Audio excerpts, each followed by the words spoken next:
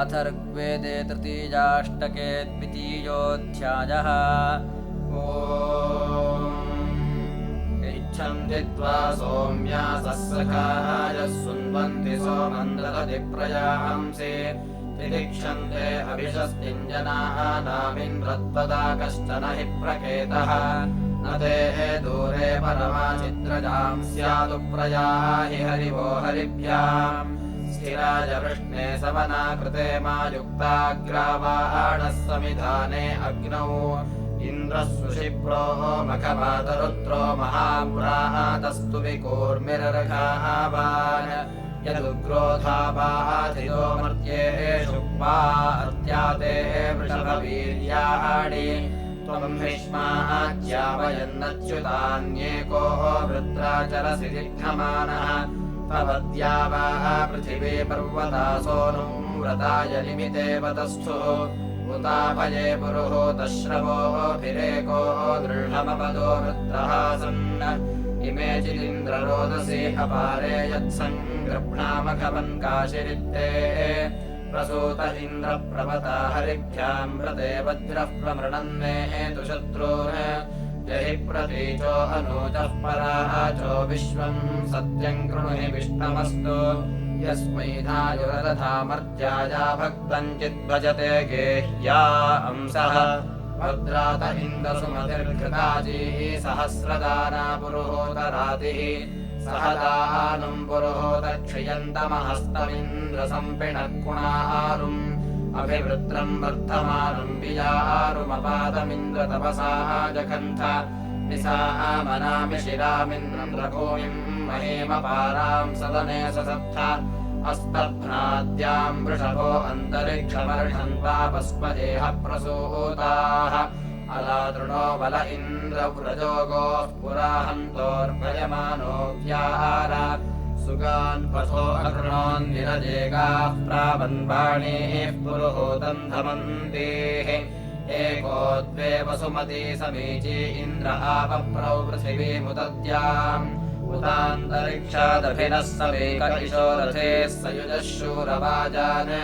दिशः सूर्यो नमिनाति प्रतिष्ठा दिवे दिवे हर्यश्वप्रसूताः संयदानडध्वन आदिदश्वैर्विमोचनम् कृणुते तत्त्वस्य विद्रक्षन्त उषसो यामन्नक्तोर्विवस्वत्यामहि चित्रमनेकम् विश्वे जानन्ति महिना यदा गादिन्द्रस्य कर्म सुकृता पुरोणे महि ज्योतिर्निहितम् वक्षणाः स्वामापक्वम् चरति बिभ्रति गौः विश्वम् स्वात्मसंहृतमुश्रियायान्यत्सेमिन्द्रो अदधाद्भोजनाय इन्द्रदर्ह्ययामघोषा अभूवन् यज्ञाय शिक्षगुणते सखिभ्यः दुर्मायवो दुरेवावर्त्याः सोनिषङ्गिणो रिपवो हन्त्वाः सह सङ्घोषशृण्वेवमैरमित्रैर्जहीन्येष्वशनिन्दपिष्ठा वृश्चे मखस्ताद्विरुदा सहस्वती रक्षो मघवन् रन्धयस्व पुत्रः रक्षः सह मूलमिन्द्रवृष्टा मध्यम् प्रत्यग्रम् शृणीः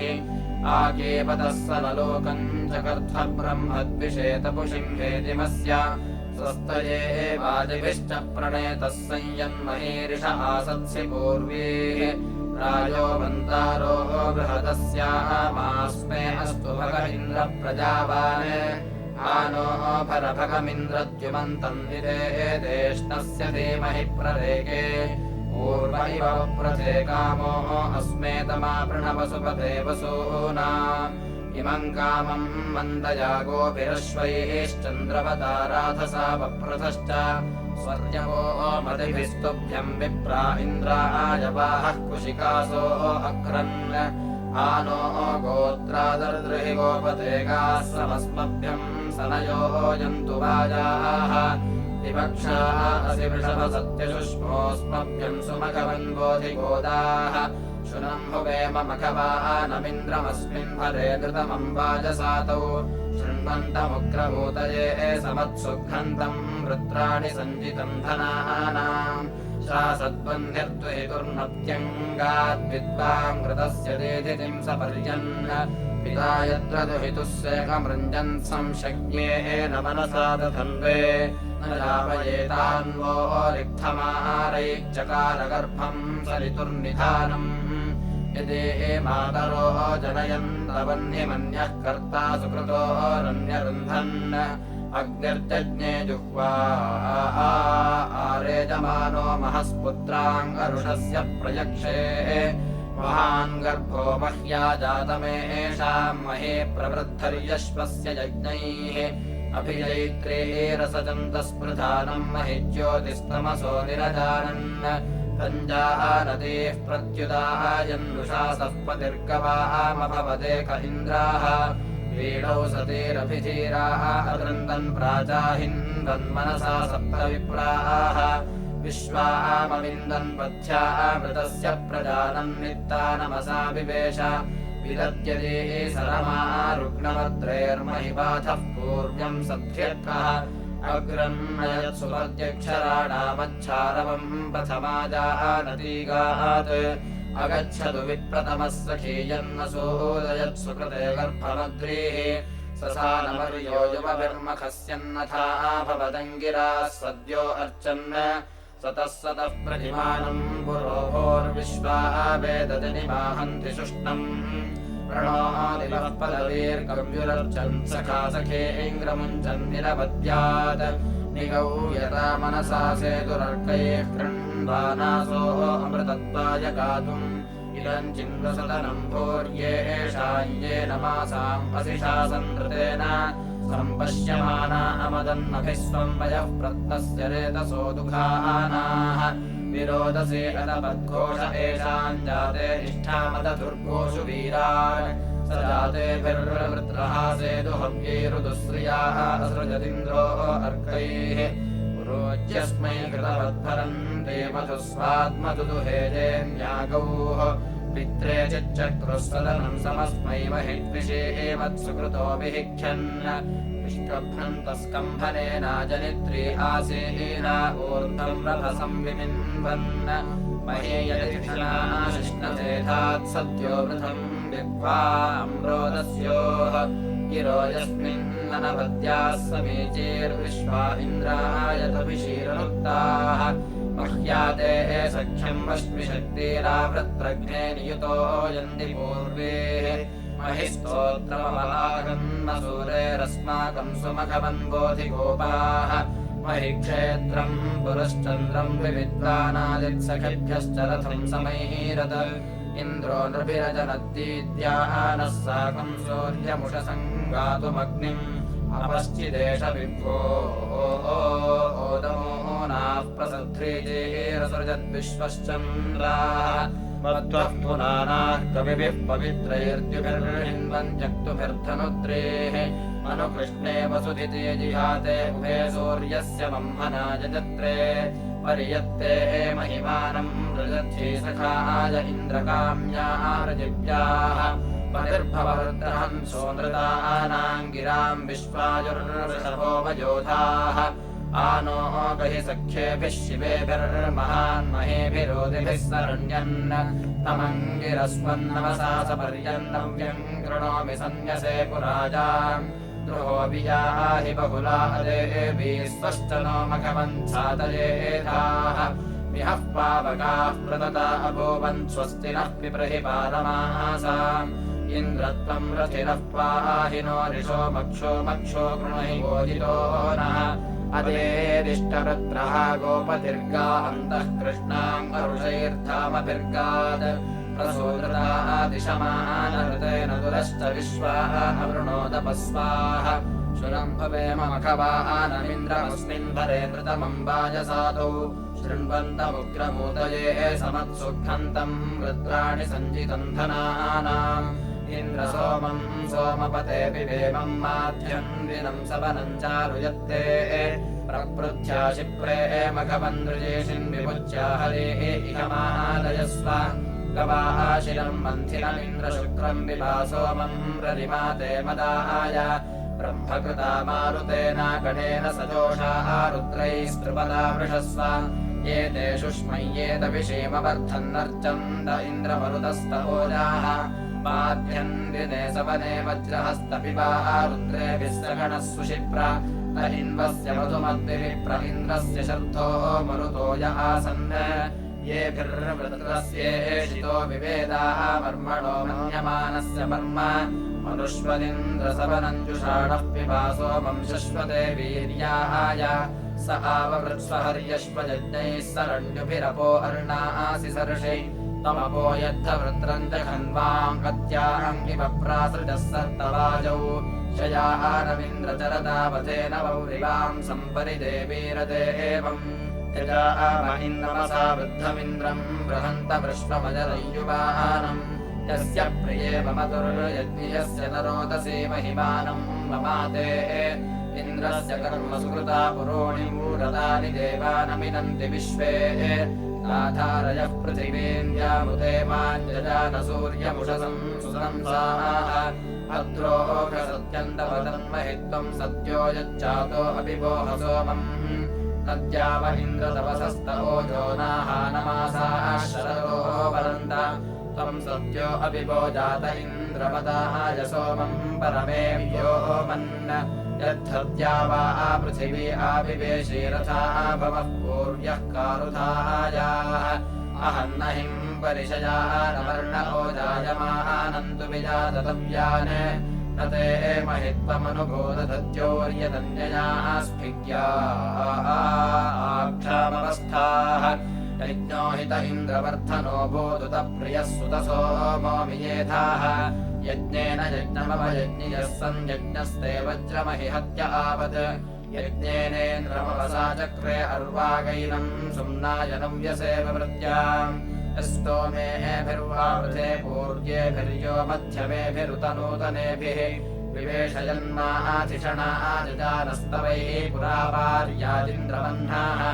अह्मसो यत्र पीपरद्यथा नो नावेपयान्तमुभये हवन्ते आपूर्णो अस्य कलशस्वाहासेक्ते एव कोशम् सिसिचे पिबध्ये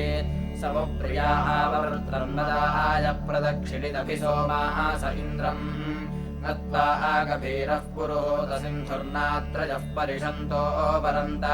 इत्था सखिभ्य विशिजो यदिन्द्रा दृढम् चितरुजो गव्यमूर्वम्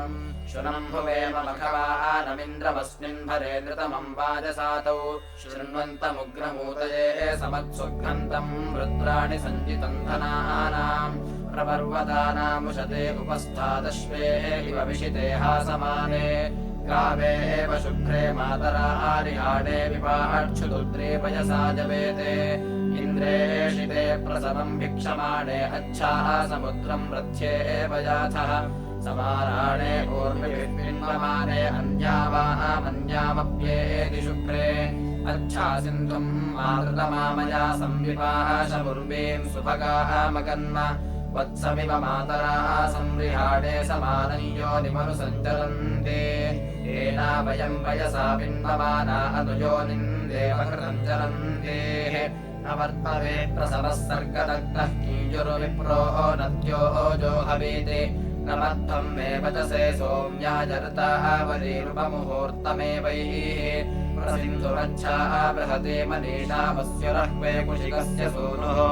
इन्द्रो अस्माङ्गरदद्वज्रबाहुरपाहम् वृत्रम् परिधिम् नदीनाम् देवो न यत्सविता सुपाडिस्तस्य भयम् प्रसवेयामपूर्वीः प्रवाच्यम् शश्वथा वीर्या अन्तरिन्द्रस्य कर्म यदहिम् विपृच्छत्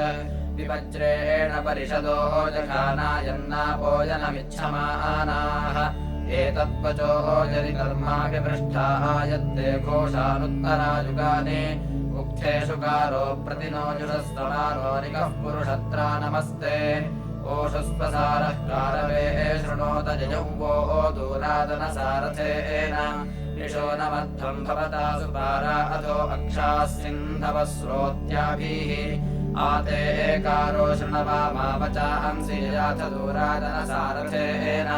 निते एनम् सैवीप्याने वयोषा मर्यायेव कन्याः शश्वजैते यदङ्गत्वा भरताः सन्तरे युर्गव्यम् ग्राम इषित इन्द्रजोतः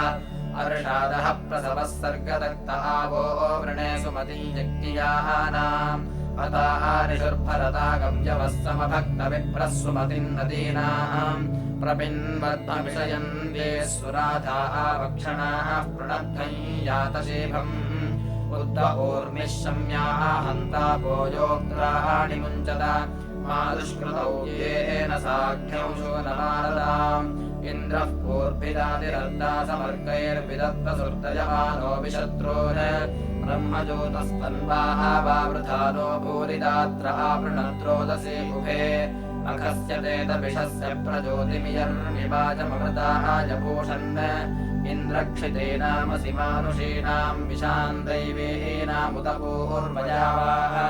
इन्द्रो वृत्रवरुणोच्छर्धनेति विप्रमायिनाममिनात्तर्पणीतिः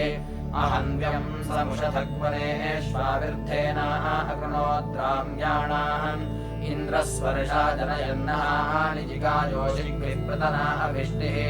प्रारोजयन्मनवे केतुमह्नामविन्दज्योतिर्बृहतेरणाय इन्द्रस्तुजो बर्हणा आविवेश नृपद्दधा नो दर्याः पुरोणे अचेतयद्धिय इमाचरित्रे प्रेमम् वर्णमतिरच्छुक्रमासा महो महानि परयञ्जस्येन्द्रस्य कर्म सुकृता पुरोणे वृजनेन वृजिनान् संविपेशमाजाभिर्दस्योऽङ्ग्रभिभोद्योजाः युधेन्द्रो मह्नापरिवश्चकार देवेभ्यः सत्पतिश्चर्षणिप्राः इमस्वतः सदने अस्य तानि विप्राः उक्थेभिः कवयो गृह्णन्ति सत्रासाहम् वरेण्यम् सहोदाम् ससवाम् संस्वरपश्च देवीः ससानयः पृथिवीन्द्यामुते मामिन्द्रम् वदन्त्यनुधीरणासः ससानात्याम् उत सूर्यम् ससानेन्द्रः ससानपुरुभोजसङ्गाम् हिरण्यजमुत भोगम् ससानहत्तेरस्योन्वार्यम् वर्णमावत् इन्द्र ओषधीरसनोदहानि वनस्पतीङ्ग्रसनोदन्तरिक्षम् विभेदपदम् नुनुदे विवाचोऽथाभवत्तविदा विक्रतूनाम् सुनम्भुवेम मघवानमिन्द्रमस्मिन्भरे कृतमम् वाजसाधु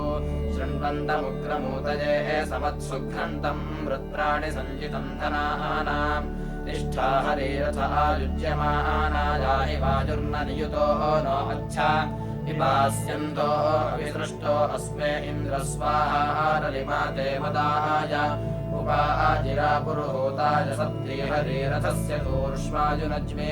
द्रवद्यथा संहृतम् विश्वदश्चिदुपेमम् यज्ञमावहात इन्द्रम् उपो नयस्वर्षणात पुष्पो देववत्तम् वृषभस्वधावः रसेतामश्वा विमुचेह शोणाः दिवे दिवे सदृशीरद्धिधानाः ब्रह्मणा ते ब्रह्मयुजाजुनज्मि हरिसखायासधमाद आशु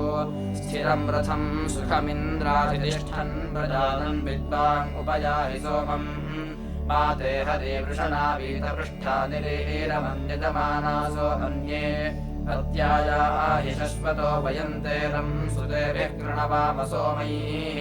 तवायम् सोमस्तमे ह्यर्वाम् शश्वत्तमम् सुमनाः अस्य पाहि अस्मिन् यज्ञे बर्हिष्यानि सद्यादधिष्वे मञ्जठर इन्दुमिन्द्र स्तीर्णन्ते बर्हिः सुत इन्द्र सोमः कृताधारा अत्तवेते हरिभ्याम् ततोऽकसे पुरुषाकाय वृष्णे मरुत्वते तुभ्यम् राधाहवींषे इमन्नरः पर्वतास्तुभ्यमापस्समिन्द्रगोभिर्मधुमन्तमक्रन् तस्यागत्या सुमनाः ऋष्ववाहि प्रजानन् विद्वान् पथ्याः अनुस्वाह याम् आभयो मरुत इन्द्रसोमेये त्वामबद्धन्न भवन् गणस्ते तेभिरेतम् सजोषाः वापशानो ओग्नेः पिब जिह्वया सोममिन्द्र इन्द्रपिबस्वधया चित्सुतस्याग्नेर्वा पाहि जिह्वया यजत्र अध्वर्योर्वा प्रयतम् शक्रहस्ताद्धोतुर्वा यज्ञम् हविषो जुषस्व शुनम्भुवेम मघवानमिन्द्रमस्मिन् भरे कृतमम् वाजसादौ शृण्वन्तमुग्रमूतये समत्सुघ्नन्तम् वृत्राणि सञ्चितम् धनानाम् इमामूषु प्रकृतिम् सातयेधाश्वच्छश्वतोतिभिर्यादमानः सुते सुदेवावृथे वर्धनेभिर्यः कर्मभिर्महद्भिः सुश्रुतोऽभूत् इन्द्राय सोमाः प्रतिगोपितानारुपुर्येभिर्वृषपर्वाभिहायाः प्रयम्यमानान् प्रतिशो गृभायेन्द्रपिबवृषतो तस्य वृष्णाः पिबावर्धस्वदपका सुतास इन्द्रसोमासः प्रथमा उदेवे यथा विवः पूर्याम् इन्द्रसोमाङ्गे पापाहि पर्यो अद्यानवीयान् महाङ्गमत्रो वृजने विरप्स्यो उग्रं शवः पद्यते धृष्णोजाः नाह विव्याज पृथिवी च नैनं यत्सोमासो हर्यश्वमन्दन् महाङ्गुग्रो वा पृथिवीर्याय समाचक्रे वृषभः काव्येन इन्द्रो भगो वा यदा अस्य गावः प्रजायन्ते दक्षिणा अस्य पूर्वीः प्रयत्सिन्धवः प्रसमं यथा यन्नापः समुद्रं रथ्ये एव जग्मुः अतश्चेन्द्रः सदसो वरीयाम् यदीं सोमः पृणति दुग्धो अंशुः समुद्रेण सिन्धवो यादमाना इन्द्राय सोमं सुषुतं फलन्तः अंशुन्दुहन्ति हस्तिनोः परित्रैर्मत्वः पुनन्ति धारया पवित्रैः तदा इव मुक्षयः सोमधानाः समीमिव्या च समना पुरोणे अन्नायदिन्द्रः प्रथमा व्यासवृत्रम् च खन्वाम् अवृणीत सोमम् आतो परमाकिले तत्परिष्ठाद्विद्माहित्वा वसुपतिम् वसूनाम् इन्द्रयत्ते माहिनन्दत्रमस्त्यस्मभ्यम् तद्धर्यश्व प्रयन्ति अस्मे प्रयन्ति मखवन्द्रजेषिन्निन्द्रराजो विश्ववारस्य भूरेः अस्मे शतं शरदो जीवसेथा अस्मे वीराञ्चश्वत इन्द्रशिप्रिन् शुनम् भुवेम मखवानमिन्द्रमस्मिन् भरे नृतमम् वाजसादो शृण्वन्तमुग्रमूतये समत्स्वप्नन्तम् रुद्राणि सञ्चितम् धनानाम् वार्त्रहत्याय शवसे पृतनाशाह्याय च इन्द्रत्वा वर्तयामसि अर्वाचीनम् सुते मन उत चक्षुःशतक्रतो इन्द्र कृण्वन्तु वागताः नामानि ते शतक्रतो विश्वाभिर्गीर्भिरीमहे इन्द्राभिमाजिषाह्ये पुरुष्टुतस्य धामभिष्यतेन महयामसि इन्द्रस्य चर्षणे धृताः इन्द्रम् रुद्राय हन्तवे पुरुहूतमुपब्रुवे हरेषु वाजसातये वाजेषु सासहिर्भवत्वामीमहे शतक्रतो इन्द्ररुद्राय हन्तवे जुम्नेषु पृतनाज्ये पृत्सुदोर्षुश्रवस्सु च इन्द्रसाक्ष्वाभिमादिषु शुष्मिन्तमन्नभूतये द्युम्निनम् वाहिजागृहिम् इन्द्रसोमम् शतक्रतो इन्द्रियाणि शतक्रतो याते जनेषु पञ्चसो इन्द्रतानि तहावृणे अगण्येन्द्रश्रवो बृहद्युम्नन्दधिष्वदुष्टरम् उत्ते शुष्मन्दिरामसि अर्वावतो नागह्यथो शक्रपरावताः पुलोको यस्ते अद्रिव इन्द्रे हतत आगहि अभितष्टे पदीधया मनीषामत्यो न वाजे सुतुरोदिहानः अभिप्रियाणि मर्मृषद्वराणि कवीङ्गृच्छापि सन्दृशे सुवेदाः विनोदवृच्छजनिमा कवीनाम् मनोधृतः सुकृतस्तक्षदद्याम् इमा उदे प्रण्यो वर्धमानो वाता अथनु धर्मणिग्मन् निशीमिदत्र गुह्या तथा आना उत क्षत्राय रोदसे समञ्जन् सम्मात्रार्ममिरे ये पुरुर्वे अन्तर्महे समतेथायसेथुः आतिष्ठन्तम् परिविश्वे अभूषन् श्रियोपसानश्चरति स्वरोचिः महत्त्वद्वृष्णो असुरस्य नामा विश्वरूपो अमृतानितस्थौ असोदपूर्वो वृषभोज्यायानिमानस्य श्रुतः सन्ति पूर्वेः दिवो न पादाविदधस्य देभिः क्षत्रम् राजाना प्रतिवो दधाथे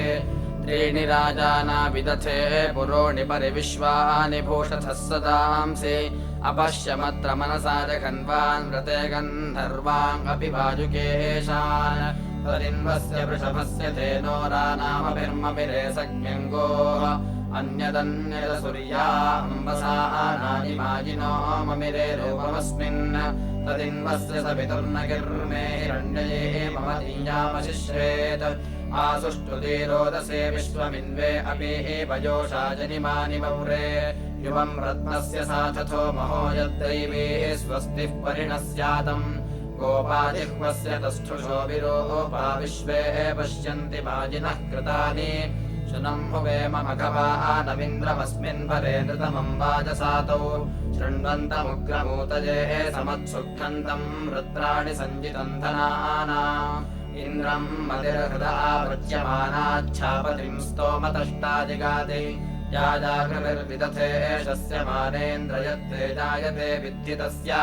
दिवश्चिदा पूर्व्या जायमाना विजाकृभिर्विदथे शस्य माना भद्रावस्त्राण्यर्जुनावसानासेयमस्मे स न जाभिक्रियाधीः यमाचिदत्र यमसूरसूतजिह्वाया अग्रम् पतदाह्यस्थात् वपुंसि जाता मिथुना सचेथेतमोहनातपुषो बुद्ध एताः अगिरेषान्निन्दितामर्त्येषु ये अस्माकम् पितरो गोषु योधाः इन्द्र एषान् ब्रह्मिता माहिना वारुद्गोत्राणि ससृजेतम् सनावान् सखा आह यत्र सखिभिर्नवग्वैरभिज्ञा सत्त्वभिर्गा अनुग्मन् सत्यम् तदिन्द्रो दशभिर्दशग्वैः सूर्यम् विवेदतमसि क्षयन्तम् इन्द्रो मधुसंहृतमुश्रियायाम् पत्तद्विवेदश भवन्नमेघोः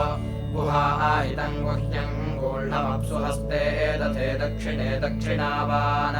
ज्योतिर्वृणीततमसो विजानन्नारेस्याः मधुरितादभीके इमा गिरः सोमपाः सोमवृद्धजुषस्वेन्द्रपुरतमस्य कारोः ज्योतिर्यज्ञाय रोदसी अनुष्यादारेस्याः मधुरितस्य भूरेः भूरिचिद्धितु यतो मर्त्यस्य सुपालासो वसवो बर्हणावत् शुनम्मुभेम मघवानविन्द्रमस्मिन् भरे नृतमम् वाजसातौ शृण्वन्तमुग्रमूतये समत्सुघ्नन्तम् रुद्राणि सञ्जितम् धनानाम् इति तृतीयाष्टके द्वितीयोऽध्यायः।